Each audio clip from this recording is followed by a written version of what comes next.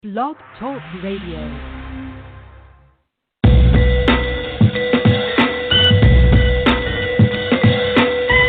All right, so Chris, lay it down. Now we got full attention. Okay, so Star Wars, what do you think? Are you going to go see it? Oh, hell yeah, I'm going to go see that. I'm not even a big Star Wars guy, but this Star Wars, I think it's going to be good. I mean, I'm not going to say I'm a big fanboy of Star Wars. I'm not going to say I don't like Star Wars, but this one, it looks like one of those movies that even if you're not a big Star Wars fan, it's going to be appealing. Like the trailer looked more exciting for some reason. I can't pinpoint why, but the trailer for this one looked more exciting than the last couple of ones did.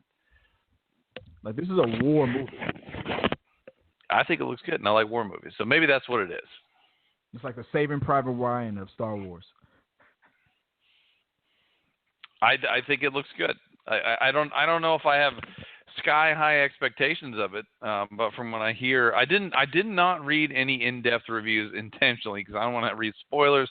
I don't want to be spoiled, but I did glimpse over them, and they seemed to be positive. I didn't see any negative ones, so that's a good sign. So overall, are you going to be there opening show? It opened today, so I couldn't do that. It opened tonight. I thought it was going to open this morning, but the premieres were tonight. I couldn't do it. I got the kids with me, and so I'm going to watch it hopefully tomorrow. So I mean, I know you're not that much of a Star Wars guy that I am. But you did see a war movie that blew your mind. I want to give you some time to talk about that. I mean, this is what me and Sean does. If you guys don't know Sean and I'm going to say it again. We are Sean and Chris of T3 Medias. You can find us on YouTube, youtube.com/ T3 Medias online, and or www.t3medias.com. You can check us out, become a subscriber, hit that like button. I don't care if you like it or not, but this is what me and Sean does. And we started on YouTube as talking through the movies, and we switched to media since we want to cover more things. But for the podcast, Movie Madmen, we're bringing it back to the basics. So we're going to go crazy on movies. So what's going on? Give me your review. Talk me in to this Hacksaw shit. All right, guys. So, real quick, for those of you who have not been following the medias, we have the new Mel Gibson movie. I'm one of those guys that I really don't give a goddamn what he does in his personal life, but I have not seen a movie that he personally made that I didn't think was awesome. So as soon as I heard that we get – well, first of all, I also love war movies in general, but especially ones in World War II and dealing with the Pacific. And when I heard that we get a World War II movie set in the Pacific directed by Mel Gibson, holy shit, guys. I have seen this movie twice already. This movie was phenomenal. I will say this – I've seen a lot of war movies, guys. A ton of war movies. And I think Chris has seen a ton of war movies. Now, for those of you who have queasy stomachs, do not like blood and guts, this is a no-go for you guys. I will say that this is probably the most gruesome war movie I think I've ever seen overall. Oh, wow. The most blood and guts, flying body parts and tissue splatterage of all time, of all the major war movies I've ever seen. Now, we're talking Platoon, we're talking Full Metal Jacket, Saving Private Ryan. Now, I'm not saying that this is better than Saving Private Ryan, because as far as I'm concerned, some people will say, oh, Full Metal Jacket, oh, Platoon, but as far as I'm concerned, Saving Private Ryan is the bar set of all bars for war movies. That has, for me, the best war movie ever made overall. Right. This was excellent. Excellent movie. We got Andrew Garfield, the guy from Spider-Man, for those, or the last Spider-Man, the Amazing Spider-Man. And he does a very good, convincing job of playing I guess he's a kind of a hillbilly Southern guy. Now, for those of you guys who don't know, he's not American, he's English.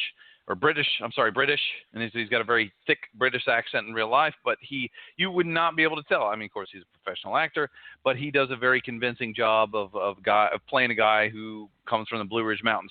Now, the basic story and setup of this movie is Andrew Garfield's character is what they call a conscientious objector, which means that he absolutely refuses to hold a weapon. He will not hurt anybody. He will not kill anybody. He refuses to be part in any kind of violence. Now, it does not mean that he will not be involved in the war. It just means that he will not pick up a weapon at any point. And the movie starts out him as a little kid, and it kind of gives you a little bit of background about his childhood and what kind of, made him his beliefs and whatnots. And I'm not going to give too many spoilers on this.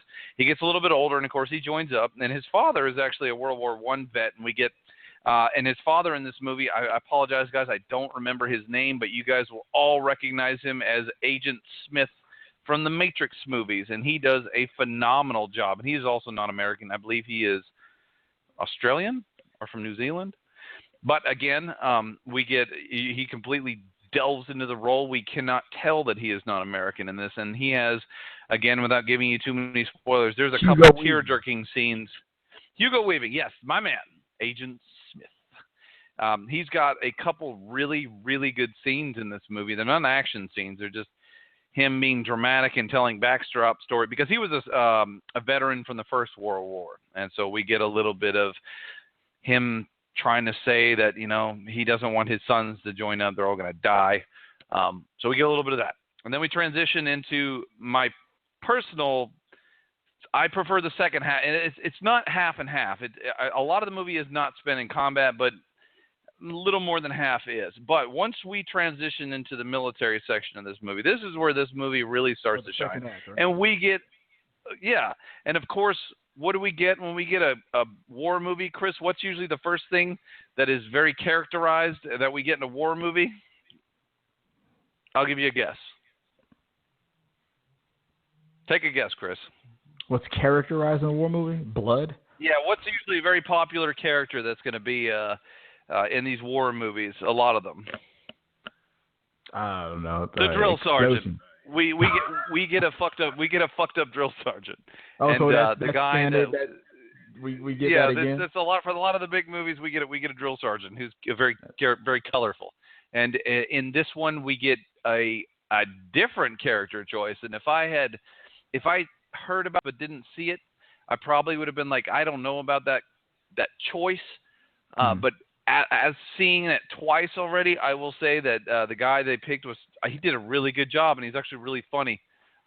We get Vince Vaughn as a asshole drill sergeant in this movie.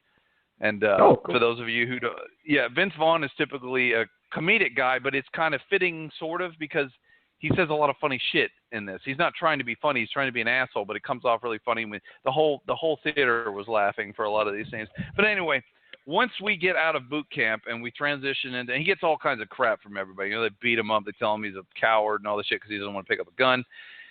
And finally, we transition to the Battle of Okinawa. And for me, this is kind of a personal thing because my grandfather was actually there for this campaign, the whole Battle of Okinawa. So once the gruesomeness begins in this battle, there is not another war movie that you've ever seen that is more brutal than this. It starts, and I don't know if it's Mel Gibson's, just the way, obviously, he intentionally did it, but it's coming. Like it's a slow walk up. He'll be back. Yeah, no, but that the firing is about to start because it's a slow creep up to it. We know it's coming. But once it starts, it's like a very big jolt. And everybody in the theater kind of like went, whoa, they all jolted because it was so abrasive. And I know that they probably instructed the movie theaters to do this, but they really this was probably the loudest movie I've ever been to as far as how loud the theater had it cranked up the volume on purpose? Yes, I think they cranked it up. And I think they had instructions. I heard they had the same thing during Saving Private Ryan to really crank up the sound system for it. But this was done to great effect.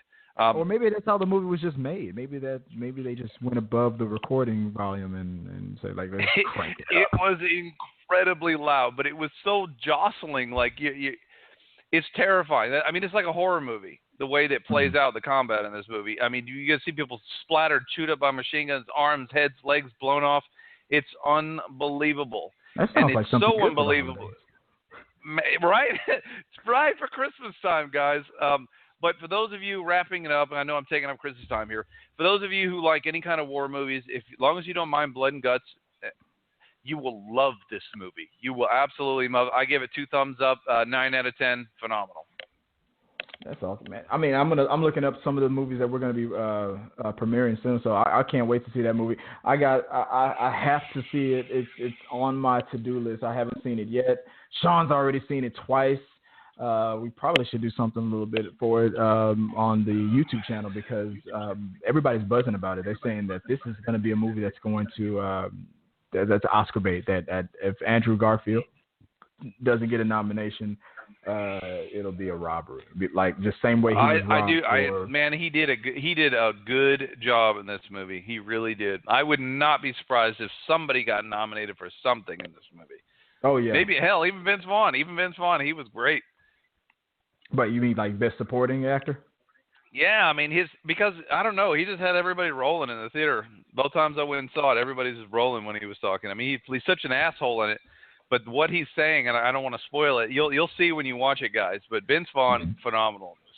And it's not very long. Well, actually, he's in it for a big chunk. He's also in it too from the Avatar movie. Avatar. That's right. So he's in it too.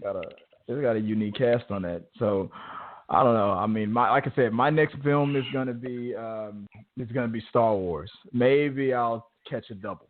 I don't know, but I'm probably not gonna let this week go out without seeing it one way or another. I'm gonna definitely You check got it to out. see this in the big screen. You will much more appreciate it. So I mean, so you said that they cranked up the graphics. Everything was just like one of the most intense war movies you've ever seen. Ever. Absolutely. Wow. I have to see this movie. I mean, the last movie I was supposed to see, I had a free screening to see Will Smith's movie, Collateral Beauty. Didn't get a chance to see that. A lot of these movies I just had to miss, just timing. I'm trying to see the next, I'm trying to do a plug of when the next screening we're going to be at. December 20th, in about 5 days, me and you, we have passes to see Jackie at the Edwards Greenway Grand Plaza, if you want to join me on that one. Jackie. Oh, okay. That's got Natalie Portman in it, doesn't it? Oh yeah, as Jackie.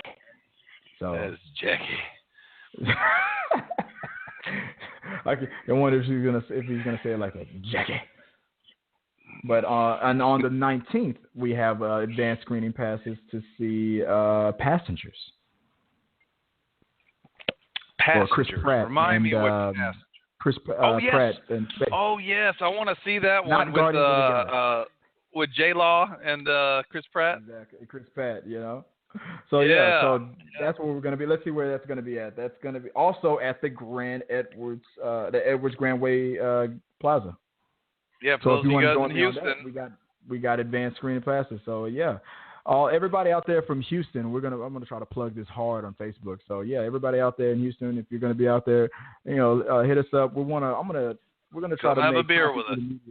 Have a beer with us. We're going to interview you. We want to get like the before, the post, and pre review of these movies of Passengers and of Jackie and whatnot. So we're gonna try to incorporate some more prizes and whatnot. We were doing prizes on the YouTube channel, but now I'm thinking about making it a little more local. Yeah, it got a little ahead of us. I want to make it a little more local, and so if you're in the Houston area and you're going to be at these advanced screenings, look us up. Look for me. Look for Sean. Look for T3Ms, and maybe we'll have a little something waiting for you. I don't know, man. I can't wait to see those movies. Passengers and Jackie. I can't wait to see Hacksaw. You've already talked me into it. I'm definitely going to see that. Are you going to see Rogue One, Star Wars? Yes, I'm going to go see Rogue One, Star Wars. You know that this takes place between Episode 3 and Episode 4. This is the crew that stole the plans to destroy the Death Star. And hand it over to. I think that this is kind of unique in the sense that two things. It's the first spinoff ever. Yeah, we don't have any of the same characters. Well, I'm sure there's going to be some of the similar characters, maybe a couple, but we're going to have pretty much a whole new roster of people. Yeah, we're going to have almost a whole new roster of people who we probably haven't run into in the stories, and the tone of this is going to be much, much darker, from what I understand, which I'm all about. Oh yeah, greedy. Yeah, I've heard that a few of these Death Troopers have traded in their lasers and incorporated FMJ bullets. People are just getting lit up. Just like we're gonna do in a minute when we play some Battlefield 1 on Xbox. Speaking of which, guys, if you guys are on Xbox Live, we are always on Battlefield and Call of Duties. Oh yeah. But we're gonna call it. I'm gonna make sure this is gonna just be a quick little 30-minute little show. We're gonna talk about some major stuff. I want to get that out the way. I want to get Sean familiar with what we do on the podcast world. I'm new to the podcast world, but it's kind of fun to do. I mean, there's no pressure of being on camera, but we can reach a whole new audience of people who love movies. We're semi-seasoned now to the cameras, I think. How many episodes have we done now, Chris? Is it 400? Over 400 something. 400, we are now at about 1,300 subscribers. We're definitely the definition of going viral. We are the new it. Yeah, we're a drop in the bucket, but hey, it's a small bucket. Whatever, guys. We appreciate you watching, and I would like for some, at some point I'd like to get call-ins. I'd like, shoot the shit, Q&A. Fuck, let us know, guys. Yeah, go for it. Hey, call us up at the Rant Over Show. This is Rant Over Show presents movie Mad Men. That's what we're gonna. This is. I want this to be Sean and I's new trademark. Whenever we go out on the road, the movie Mad Men. Those guys. Sean, what did you think about the poster? I like the logo. Yeah, I'm gonna logo. definitely get sued for that, but I don't give a damn. Yeah, you guys, when you see the logo Chris came up with, it's funny. You'll appreciate that shit. Until the lawsuit. I think it was so good. At first, I was like, "Did you make that? Did he really make that shit?" I made it on the spot as I was texting you. I think it's the coloring that's going to get you sued, though. The combination of the two colors is too similar, and you'll see what we're talking about. But it's unique. They see it right now. Anybody that's watching this podcast right now, that logo is flashed right there. It's the cover. It's the thumbnail. But I don't care. Hey, sue me. Bring it on. Hey, I changed it. What did they say? Any publicity, it's all good. I mean, hey, look, for the makers of the TV show Mad Men, you guys are rich. You've made your money. The show is canceled. Don't be a dick. Okay? Don't be a bitch. We want to call ourselves the movie Mad Men because we're mad about movies. We love movies, and I love your show. But if you want to be a dick about it, if you think we're making money off your logo, I'll change it. But if you sue me, you'll probably win. But I will go on the record. I'll say, Your Honor, I might lose this lawsuit, but I just want to go on the record. They're being dicks. They're being little bitches about this. So there. I just want that to go on the record. And I will win the people. I would rather lose the lawsuit than win. You get the popular vote? You'll win the popular vote? Yeah, I will go down like Hillary Clinton on Bill. Like, I will lose the but I won the popular vote. Win the popular vote. But it's all in fun, guys. I don't know. I'll probably have to change that logo up, but it's all in fun. It's an homage. I love that show. I love movies. I'm mad about it. It's a tribute. It's a tribute. It's a tribute. It's the highest form of fucking flattery. Get over it, guys. Come on, you guys are already millionaires. Me and Sean, we're the movie Mad Men, and you can catch us on YouTube. Again, that's Talking Through the Medias, t3medias.com. So you can always catch us on that every week. We like to do reactions, reviews, and just silly stuff. So shout out to all. Shit. I think we need to do the top 10 war movies. That shit got me pumped. We need to do the top 10 war movies. Let's do it. Let's bring back the top 10. We're gonna bring it down. We're gonna do a rundown on the podcast. Top 10 war. We got 5 minutes. Come on, let's do it. What do you think? What's your top war movies? Let's do it right now. Come on, we got 4 minutes. What you got? You got to say the Private Ryan. You got to. Oh, well, that's. I mean, I'm such a sucker for that movie, man. That was definitely my number one of all time war movie. What do you think? How about this? Instead of let me cheat a little bit, like war movie scenes. What about the horror movie House, when he had the flashbacks of his friend that he died? Are you talking about his friend who died in Vietnam? Exactly. And he came back in the house to haunt him, and he blew him up. How about those war scenes right there? Oh, Jesus. I haven't seen that in so long. That one, didn't guys, there's 2 horror movies called House and House 2. I watched House 2 more, but we're spinning off on a tangent. But yeah, I know what you're talking about, Chris. Where his buddy who died in the war came back to take his kid and all kinds of crap. We won't be able to come up with our top 10 more movies, but real quick, what's some war movie scenes from movies that weren't really war movies that you can think of, like House? What you think? Any of the other ones that come up? Oh Put me shit! on the spot on Put me on the spot here. Yeah, put me on the spot. Fuck. I hit the nail on the head with that House one. I think there's like a one that was pretty good. That was like a not very known movie. I think it was a one with Emilio Estevez in it that came out like 10, 15 years ago called The War at Home or something like that. Where Emilio, I think it was actually directed by Emilio, where he came back from Vietnam and he's all fucked up and it has all these flashbacks. But that was another one. Let me hear another one from you. Rambo was a good one. Rambo, First Blood. I'm sorry. First Blood. That was like a drama. It wasn't even really like a war movie. It was a guy who was dealing with postpartum depression, or not postpartum depression. I mean, shell shock or whatever. PTSD. Serious PTSD. They asked for that shit though. So. And what else? A movie that's not really a war movie that had a good. This is a hard one, man. This is the hard. It's not a war movie. It's a good topic, though. Think about it. It is, but it's hard. We can make that here, next man. week's episode. Well, and we'll tweet it out. We'll talk about it on YouTube. We want suggestions.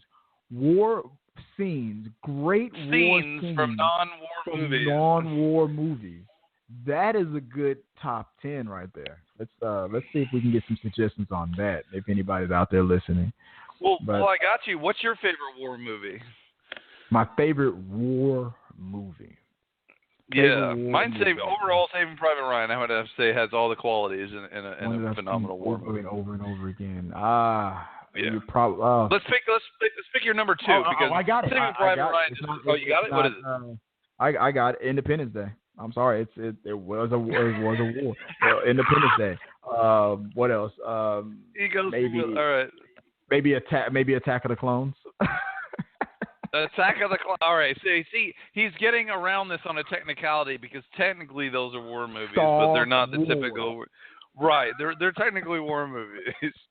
But he's throwing me for a loop because I'm like, well, maybe he'll say Full Metal Jacket or Platoon or Hamburger Hill or Tora or Midway. Right back to Star Wars. And probably, you know what? And probably after tomorrow, when you ask me this question again, I'll probably say Rogue One. Well, right now, what if you had to pick a third one? What would it be besides Rogue One? Because you can't use that because you ain't seen that shit. Okay, so my favorite war movie. I'm telling you, you got me on the spot on that one. I can't. Think typical war, not Star Wars. We're looking for like a regular war, conventional boots on the ground. No pew pew pew. Well, it was one of the recent ones with the war in Iraq, probably. The Hurt Locker. Hurt Locker, yeah, that's probably one of my favorites. The Hurt Locker was in my top 10. The Hurt Locker was phenomenal. Yeah, a lot of Jarhead was not in my top 10, but the Hurt Locker was. Hurt Locker was real good. Well, we were brought down to the last. Go ahead. No, go ahead. No, I was saying we're about down to the last. We run off in a tangent. We could do this for like an hour, guys. We'll cut it off though. We'll bring it back next week. This is Sean. This is Chris. This is from Talking Through the Media. This is the movie Mad Men, guys. I appreciate you guys for listening. We'll bring it back on YouTube. Until next time, guys. Peace, bitches.